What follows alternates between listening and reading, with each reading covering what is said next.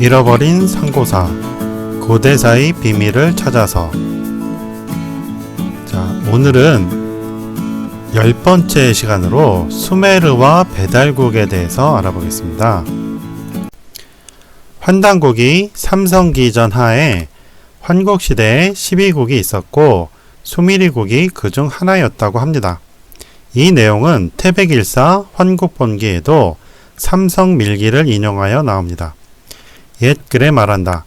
파나류산 밑에 환희씨의 나라가 있으니 천해 동쪽의 땅이다.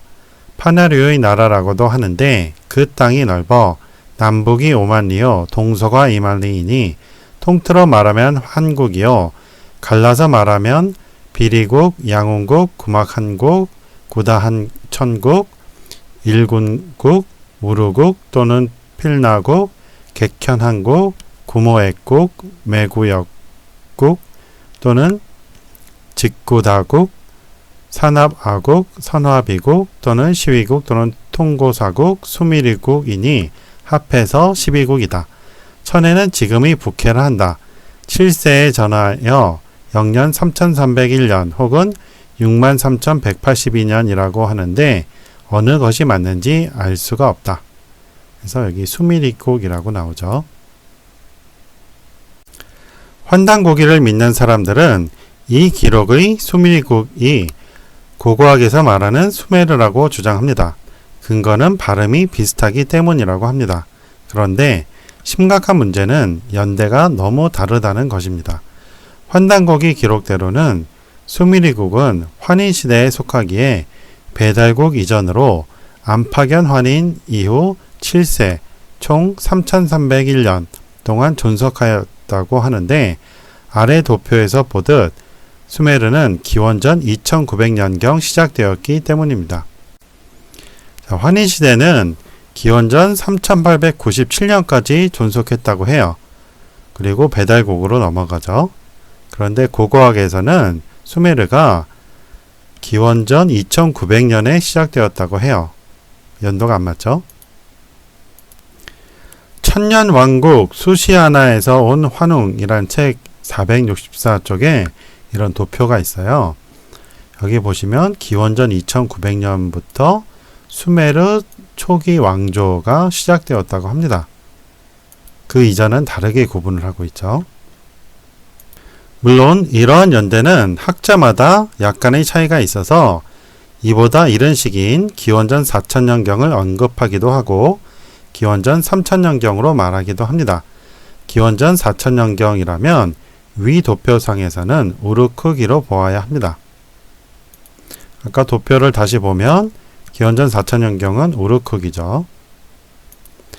자아폭발 타락이라는 책 29쪽에 이렇게 나와 있습니다.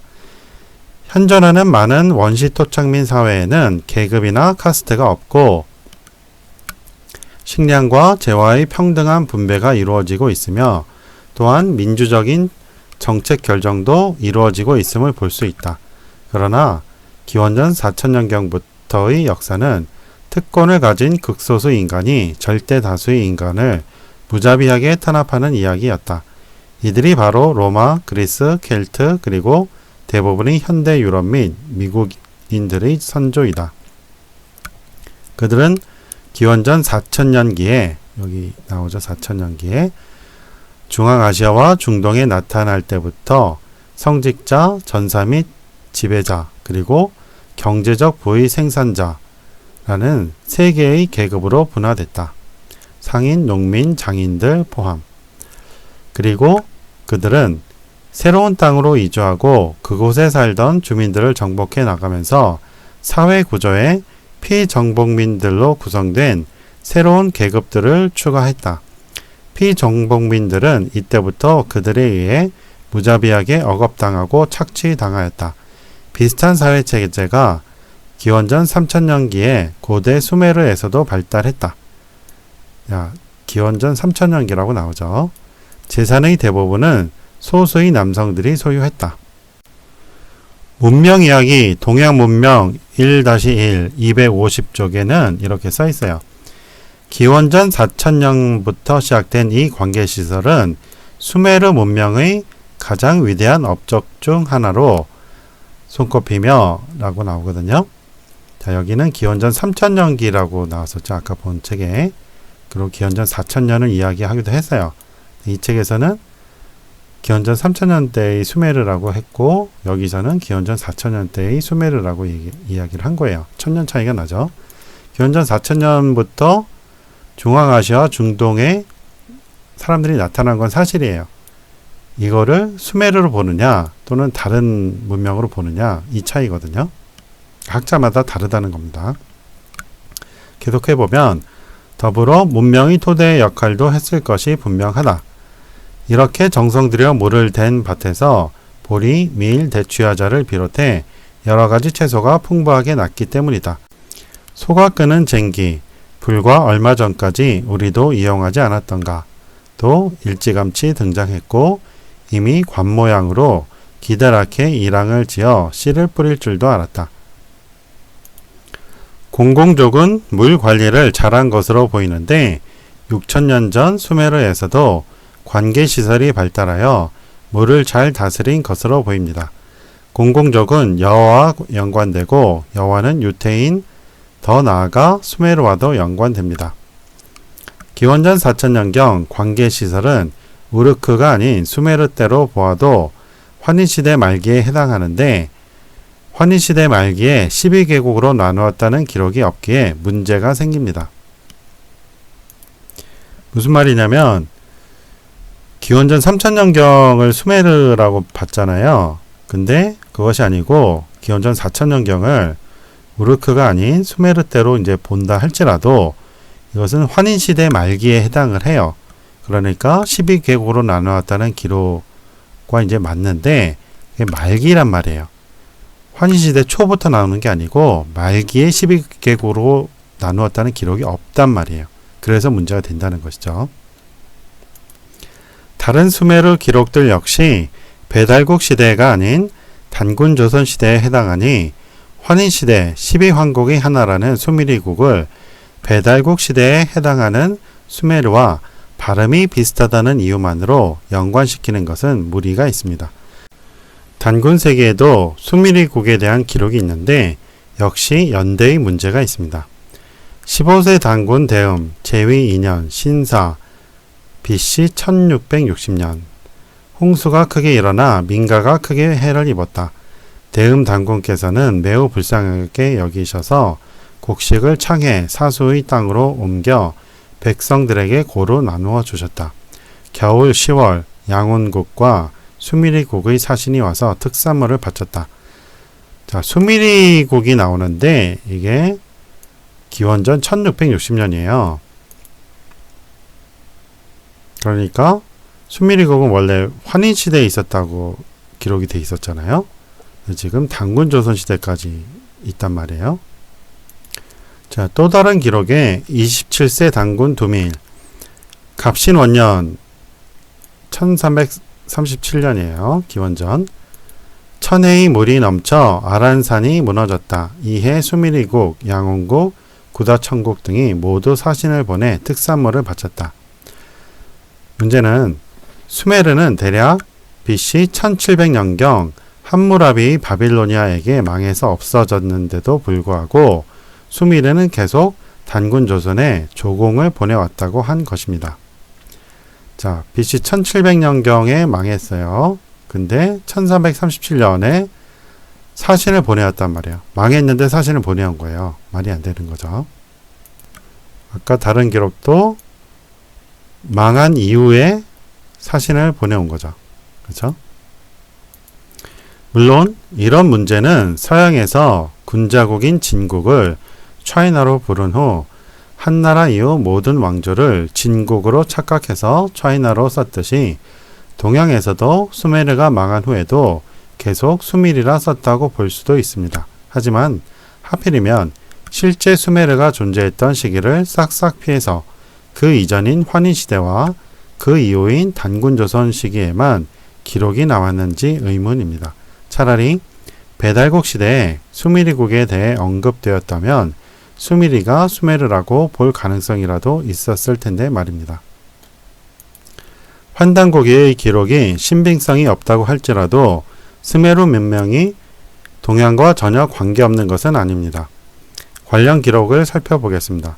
회남자 시치군에는 태어가 12,000년을 다스렸다고 하는데 12,000년은 동아시아에서 수메르가 있던 서아시아까지입니다. 동쪽 끝 갈석산에서부터 조선을 지나고 대인국을 통과해 동쪽으로 해 떠오르는 곳에 이른다. 나무의 땅으로 푸른 흙의 수목의 평야이다. 태호와 구망이 다스렸던 곳으로 12,000리이다. 자, 구글 지도인데요. 12,000리 하면 여기서 여기까지 이 정도 가요. 그래서 수메르가 복희의 관할 안에 있었다라고 볼 수가 있는 것이죠.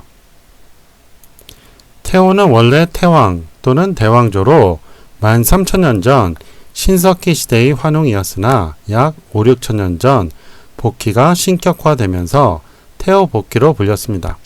그러므로 복희 때 12,000년을 다스렸다고 이해해야 합니다. 신화로 읽는 중국의 문화 110쪽에 이렇게 써있어요. 원래 복희와 태호 두 사람은 서로 아무런 관련도 없는 사람들이었으나 한때 송충이 세본에서 태호 복희씨라는 말을 언급한 이후 태호와 복희를 함께 붙여 사용하기 시작했던 것 같다. 헝가리에서도 기원을 약 5,800년 가까이 잡는다고 하니 복희씨가 헝가리력의 기준인 것으로 보입니다. 단군의 나라 카자흐스탄 332쪽에 이렇게 써있어요. 서력 후 1488년 헝가리력 5248년 출판된 헝가리 연대기에 의하면 책을 저술한 4명의 각기 다른 역사학자들이 헝가리 민족의 기원에 대해서 여러가지 학설과 이견이 있었음에도 불구하고 이들이 내린 공통적인 결론은 헝가리인의 조상이 훈족에서 왔다고 기록하고 있다. 계산을 해볼게요. 현재 2018년이고 서력 후 1488이죠. 빼면 530년이 나옵니다. 1488년이 5248년이에요. 헝가리력으로. 그래서 5248년에 530년을 더하면 5778년 전이 되는 것이죠. 지금으로부터. 그래서 약 5800년이라고 했습니다. 그렇다면 과연 복희 시대에 수메르까지 진출했을까요? 대부분의 수메르 관련 연구에서는 수메르인들이 동양인이며 동쪽으로 선진 문명을 가지고 왔다고 합니다. 1세대 문명 70쪽에 이렇게 써 있어요. 수메르인들의 거주지는 티그리스 강과 유프라테스 강 사이에 있는 지금의 이라크와 쿠웨이트로 최근까지 메소포타미아로 알려져 있었다. 이 지역에는 원래 우바이드라고 알려진 선사시대 사람들이 정착을 했다. 중요한 수메르 도시들이 점차 발달했다. 이 도시들이 점차 번영하면서 시리아와 아라비아의 사막들로부터 셈족이 이주해 왔는데 이들은 평화로운 이주민들이면서 침략자이기도 했다. 그리고 BC 3250년경에 수메르인들이 도착해서 원주민들과 결혼하기 시작했다. 여기는 지금 3250년경이라고 하죠. 아까 어떤 책은 4000년경이라고 했고 어떤 책은 3000년경, 어떤 책은 2900년경. 여기서는 3250년이에요. 학자마다 다 틀려요. 체구가 작고 검은 머리를 한 수메르인들은 지능과 기술이 발달했고 기존의 어떤 언어와도 관계가 없는 교착 언어를 사용했다. 이 교착어가 우리말의 특징이죠. 자, 수메르 언어는 우리말처럼 주격 조사를 쓴다고 합니다. 탱그리 단군은 있는가 어디 있는가 라는 책이 있어요. 탱그리라고 써 있고요. 이 책 27쪽에 이렇게 써 있습니다. 우리말은 알타이어족이라 하지만 알타이어의 대표 언어인 몽골어나 터키어와는 많이 다르고 동남아시아의 미얀마어와 인도의 드라비다어가 오히려 가깝다며 우리의 말에는 메소포타미아의 문명을 열어놓고 동방으로 사라졌다는 수메르인들의 말처럼 세계적으로 드물다는 주격 조서가 있고 어순과 문법에 같은 점이 많다는 점을 들어 실제로 어떤 이들은 해양족설을 주장하기도 한다. 동쪽에서 서쪽으로의 진출이 대륙과 해양의 양쪽으로 진행된 것을 알 수 있습니다. 북방계 유목민은 대륙을 통해 서쪽으로 진출했고 남방계 해양족은 바닷길을 통해 서쪽으로 갔습니다. 고대 왕국의 풍경 그리고 새로운 시선 71쪽에 이렇게 써 있어요. 중국 사서의 기록을 정리해보면 크게 두 개의 언어군으로 나눌 수 있다. 부여, 고구려, 옥저, 동해, 백제의 북방계 언어군과 진한, 변한, 가야, 신라의 남방계 언어군이 그것이다. 농경 문화의 관점에서도 남방의 벼농사와 북방의 밭농사로 나눌 수 있다. 또한 북방의 기마 문화나 유목 문화는 한반도 남쪽의 문화와 다르다. 우리의 잃어버린 역사를 찾아서 41쪽에 이렇게 써 있어요. 동부아시아 지역은 청동기 시대를 전후해서 인도로부터 많은 수의 민족이 유입되었다. 이들은 태국, 캄보디아, 베트남, 중국 남부 해안 지방에 이르렀다. 그곳에서 일부 집단이 북상하는 쿠로시오 난류를 이용해 한반도에 이른 것이다. 한국인의 남서 통로에서는 우리의 말과 유사한 어법, 기초 어휘의 상당량이 발견된다. 더욱이 우리 민족의 고고학적 특징인 지성묘, 고인돌, 석관묘, 돌상자 무덤, 웅관묘, 항아리 무덤 등이 발견된 뿐 아니라 우리 것과 유사한 민속, 음악, 탄생설화 등도 대부분 이 길에서만 발견된다. 구글 지도에서 보면 인도에서 이 동남아로 해서 한반도까지 문화가 비슷하다 이 말이에요. 언어도 비슷하다는 것이죠. 기본 어휘가 비슷하다고 합니다. 이들은 이집트가 있는 북아프리카에도 갔다고 하는데 이집트는 복귀의 관할은 아니었습니다. 알타이 신화 24쪽 주에 이렇게 써 있어요. 영어로 이렇게 써 있고 그 사람들은 키가 작고 거무스름하고 두개골이 앞뒤로 길고 머리턱은 곱고 검은색이었다. 아시아인과 밀접한 관계가 있음을 시사한다. 라고 하여 피라미드, 스핑크스 등을 만든 고대 이집트 문명의 창시자들은 이러한 터키 방면 아시아의 고원지대에서 간 것으로 말하고 있다. 그 지방 알타이 어족이 나일 강구와 북아프리카 전체를 파상적으로 정복한 것은 잘 알려진 역사다. 영어 원문을 봐도 The Native of Asia라고 써있죠. 그리고 Close Relations, 아주 밀접한 관계가 있다고 쓴 거예요.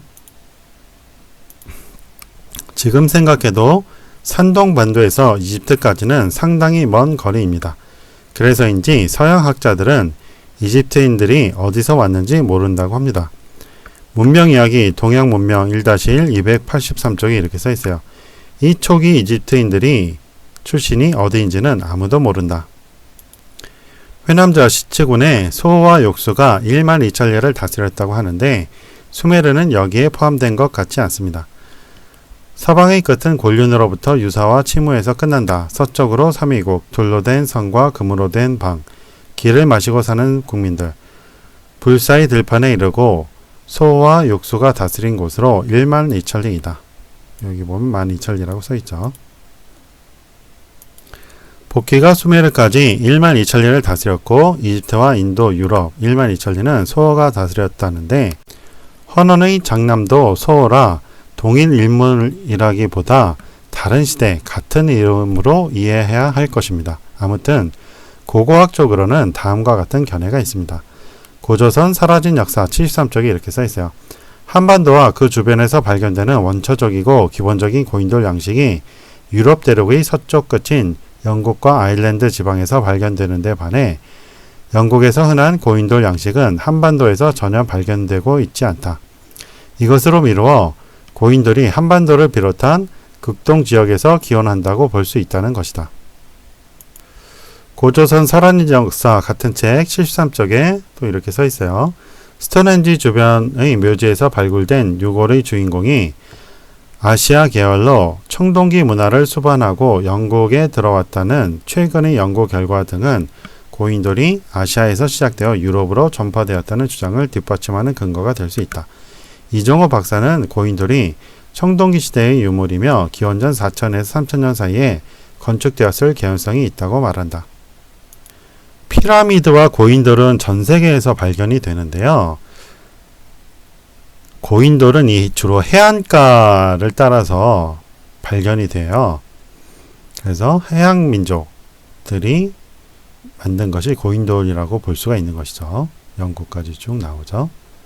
그리고 아메리카에서도 나옵니다. 그 피라미드도 발견되는데 피라미드는 북방민족의 문화라고 보는 거예요. 피라미드는 사미태백산에 환웅이 내려오신 것을 기념하기 위해서 산 모양으로 만든 것이고 산악지대에서는 조그맣게 만들었어요. 원래 산이니까. 평야지대에서는 아주 거대하게 만들었죠. 산을 형성하기 위해서. 그리고 고인돌은 원래는 이제 알 탄생 설화가 있어요. 그것을 상징하는 것이라고 봅니다. 북방 민족으로 가면서 탁상식으로 바뀌었고 남방에서는 이제 거대한 돌로 했죠. 알을 상징하는 거예요. 그렇다면 정말로 옛날에 전 세계를 다스렸을까요? 관련된 의견을 보겠습니다. 고고학적 유적들이 복희 시대에만 해당하는 것은 아니나 전 세계에 분포한 유명 유적들은 서로 연관이 있습니다. 신의 봉인 하 470쪽에 이렇게 써 있어요. 기자를 기준인 좌우선으로 삼고 세계 지도 위에 세 개의 좌표축 선을 그어보면 이제껏 각자 서로 다른 경도에 흩어져 있어서 아무 관계도 없어 보이던 유적들 사이에 뭔가 숨겨져 있는 관계가 한눈에 들어온다. 이와 같은 좌표축에서 보면 티루반나말라이는 동경 48도, 앙코르와트는 동경 72도, 사오파는 동경 90도에 위치해 있는 것이 된다. 이 숫자들 모두 고대 신화와 천문학에서 중시하는 숫자 3을 기반으로 서로 밀접한 관련을 맺고 있다. 숫자 3, 우리 민족이 이제 좋아하는 숫자라고 하죠. 환인, 환웅, 환검 해서 3일신 또는 3신이라고 이야기를 하잖아요. 이게 전 세계에 이제 기반이 되는 숫자였단 말이에요. 최소한 만주와 시베리아, 중국, 수메르의 중동, 이집트의 북아프리카, 유럽은 문명을 교류하고 있었음을 알 수 있습니다.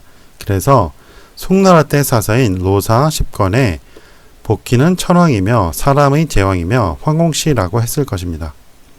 태어복희씨는 포이, 역시 천왕의 호칭이다. 사람의 제왕이며 황공시라 하며 사람의 제왕, 황공시라고 나오죠. 이게 변해서 환웅이 된 거예요. 주역 계사하에도 천하의 왕이었다고 나옵니다. 누가? 복희가요. 옛적에 포이씨가 천하의 왕을 할 적에 우러러서는 하늘의 형상을 보고 구부려서는 땅의 법을 보고 새와 짐승의 무늬와 땅의 마땅함을 보며 가까이는 저 몸에서 취하고 멀리는 저 물건에서 취하여 이에 비로소 팔괘를 지음으로써 자 복희씨가 팔괘를 지었다고 하죠. 포이가 이제 복희거든요. 그래서 천하의 왕을 할 적에 왕천하라고 나오죠. 이러한 전세계 통치가 복희 시대에 있었다가 혼란기를 겪으며 해체되었다가 헌원에 의해 다시 만방 통치를 이룹니다. 복희 시대 수메르까지 통치했고 수메르가 남긴 문명이 현대 유럽에까지 영향을 미쳤다고 합니다. 문명 이야기 동양 문명 1-1 239쪽에 이렇게 써 있어요. 고대에는 이집트도 동방 문명이라는 복잡하고 거대한 교류의 틀 속에 엮여 있었기 때문이다. 많은 민족이 북적거리며 저마다의 문화를 갖고 충돌한 이 험한 무대 안에서 농업과 상업, 말과 마차, 동정과 신용문서, 각종 기술과 산업, 법과 행정, 수학과 의학, 관장 기술과 하수도 시설, 기하학과 점성술, 역법과 시계와 황도 12궁, 알파벳과 글, 종이와 잉크, 서적과 도서관, 학교, 문학과 음악, 조각과 건축술, 유학을 바른 토기와 정교한 가구, 율신교와 일부 일처제, 화장품과 보석, 장기와 주사위, 템핀, 볼링과 소득세, 유머와 맥주 등 많은 것이 생겨났다. 우리 유럽과 미국의 문명 역시 이 유산들이 크레타와 그리스, 로마를 거쳐 끊이지 않고 이어져 내려온 결과물이다. 근동이 유럽과 아메리카 문명의 실질적인 모태였던 만큼 우리는 오랫동안 근동의 빚을 져왔다는 사실을 인정해야 할 것이다. 유럽 사람 입장에서 쓴 것이기 때문에 우리 유럽과 미국의 라고 쓴 거예요. 근동의 빚을 져왔다고 하는데 이 근동은 뿌리가 어디서 온 거예요? 동방. 한반도와 만주에서 왔단 말이에요. 자, 일부 일처제 누가 만들었어요? 복희가 만들었어요. 복희가 수메르와 연관된다면 수메르 문자는 복희의 문자와 관련이 있을 수 있습니다. 비슷한 시기에 문자가 사용되었습니다. 문명 이야기 동양 문명 1-1 259쪽에 이렇게 쓰여 있어요. 수메르의 유적 중 우리를 가장 놀라게 하는 것은 글이다. 이 경이로운 기술은 이미 잘 발달한 상태여서 가장 오래된 글은 돌에 새겨져 있으며 연대가 기원전 3600년까지 거슬러 올라가는 것으로 보인다. 점토판이 등장한 건 기원전 3200년 무렵으로 수메르인들은 이때부터 쭉 이 위대한 발견을 커다란 낙으로 삼은 듯하다. 돌을 제외하면 이보다 더 내구성 좋은 물건은 없었다. 포박자 4편 지진에 헌원이 천고국에 들러 사막내문을 얻었다고 나오니 요하 문명에서 밝혀진 것처럼 헌원 이전에 이미 동쪽에 문명국이 존재했고 문자가 존재했었음을 알 수 있습니다. 옛날에 헌원이 동쪽 천구에 이르러 풍산에 들러 자부선생을 뵙고 사막내문을 얻었다. 자, 사막내문이란 책이 있었죠. 글자가 있었단 말이에요. 태백일사 사만관경본기 소도경전본운에도 포박자와 비슷하게 나옵니다. 때마침 이때 자부선생이 7회 제신력을 만드시고 사막내문을 천황폐하에게 진상하니 천황께서 이를 칭찬하였다. 삼천공을 세우고 그곳에 거주하시니 공공, 헌원, 청려, 대요의 무리가 모두와 여기서 배웠다. 사막내문 다시 나오죠. 사막내문경은 자부선생이 헌원에게 주어 마음을 싣고 의에 돌아오게 한 것이다. 선생은 일찍이 삼천공에 계셨으니 궁전은 청고국 대풍산의 남쪽에 있었다. 자, 청고국이 나오죠. 헌원 이전에 청고가 있었고 그것이 요하 문명이란 말이에요. 풍산은 백두산을 말하니 청고의 영역이 요하 문명에서 동쪽으로 동해까지 뻗었음입니다. 다만 요하 문명의 문자는 고고학적으로는 아직 입증되지 않았는데 이것은 당시의 문자 체계가 지금과 달랐기 때문으로 보입니다. 장자 거엽에는 신농시 때까지 새끼를 꼬아서 의사 전달을 하는 결승 문자를 사용했다고 합니다. 옛날 용성시, 대정시, 백황시, 중앙시, 율육시, 여축시, 헌원시, 혁서시, 졸로시, 추경시, 복희시, 신농시 당시에는 민중들은 새끼를 맺어 의사소통을 했다. 결승이란 새끼 꼬는 위치에 따라 다른 기호를 만드는 것으로 암기법의 하나로 생각됩니다. 결승은 잉카인들도 사용했습니다.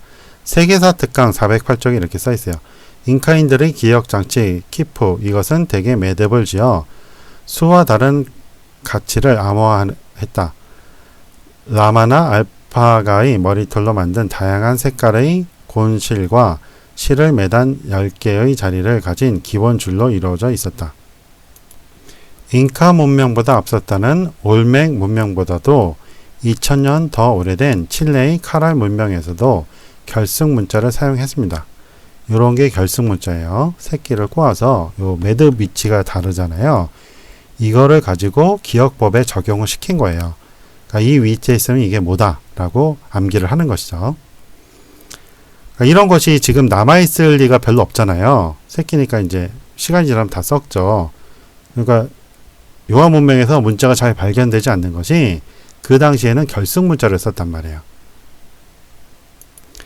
결승 문자가 아메리카에서도 고대로부터 공통적으로 사용되었다는 것은 하나의 문명권이라고 볼 수 있는 근거입니다. 그런데 사망본기에서는 복귀 때 서계, 즉 문자를 만들어 기존의 결승을 대체했다고 합니다.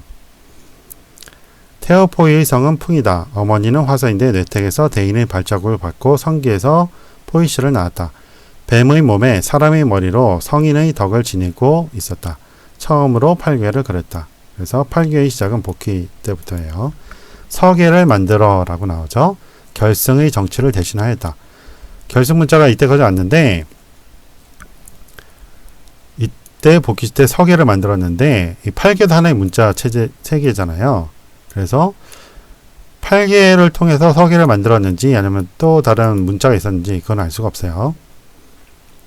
이에 장가들고 시집가는 제도를 시작하니 장가들고 시집가는 거 아까 일부 1처제 얘기했었죠. 한 쌍의 사슴 가죽으로서 예물을 삼았다. 그물을 엮어서 이로써 사냥하고 고기 잡는 것을 가르쳤으며 보키시라고도 한다. 용의 상스러움이 있어서 용으로서 벼슬 이름에 붙여 용사라고 불렀다.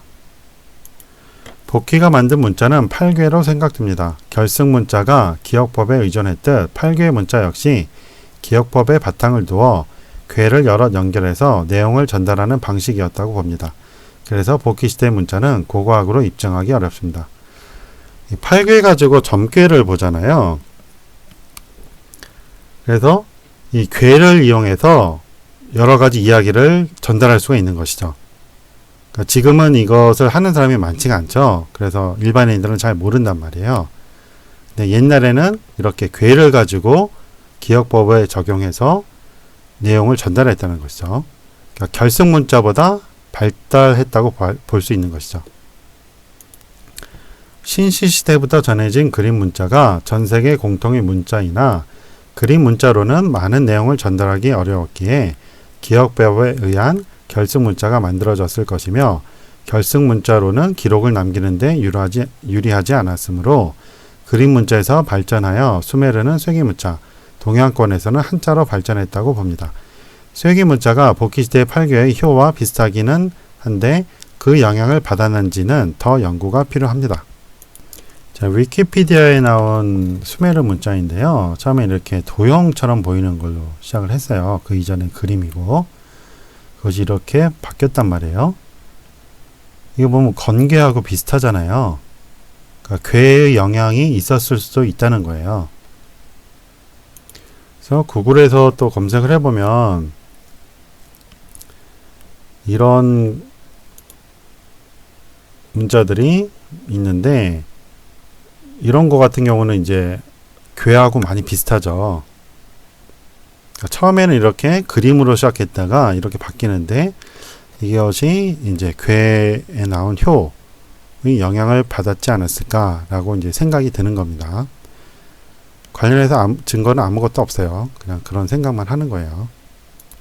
살펴보았듯 배달국 BC 3898년 이전에 요하 문명의 고시의 청고국이 수천리 영토를 다스렸고 기원전 4000년경 복희가 1만 2천리를 다스려 수메르 문명이 이에 영향을 받았음입니다.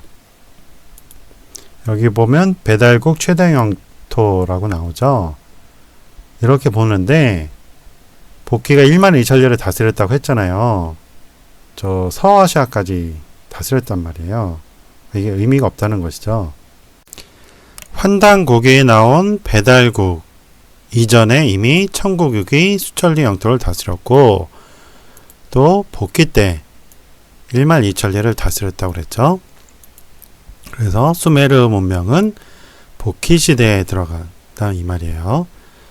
그리고 배달국하고는 별 연관이 없어 보인다 는 말입니다. 오늘 강의 여기까지 하겠습니다. 도움이 되셨으면 좋아요 눌러주시고 혹시 광고가 나오면 끝까지 시청해 주시면 이 동영상 강의 제작에 도움이 됩니다. 고맙습니다. 안녕히 계세요.